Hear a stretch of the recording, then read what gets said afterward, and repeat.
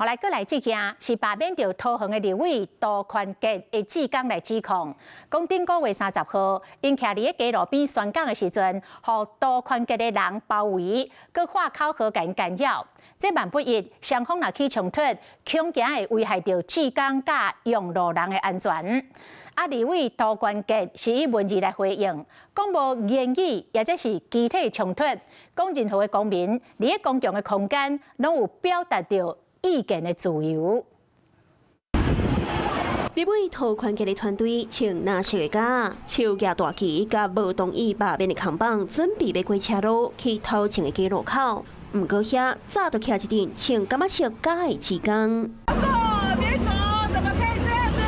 蓝色甲的志刚大声喊口号，边啊穿感觉色甲的志刚是点点的热手，而且毋那一个街路口有安尼状况。代志就发生伫6月30日，桃园油梅区。罢免杜宽杰的员工下晡5点就拢到位，那立委的团队是伫下晡6点半到的。他们就刻意的站在我们的左右两边，那一直用喊口号的方式来干扰，特意的在包围我们。那这个会无形中增加我们志工的压力，那也是一个相当挑衅的行为。双方演过大部分拢是徛伫无共的街路口，一人占一边。对这件代志，立委杜宽杰嘛用文字回应讲，关罢免的志工无共骂，嘛无起卡动手，也毋过罢免团体选择要喊拖，而且讲到公共空间的任何公民拢有表示意见的自由，毋是某一个特定的团体表演的场所。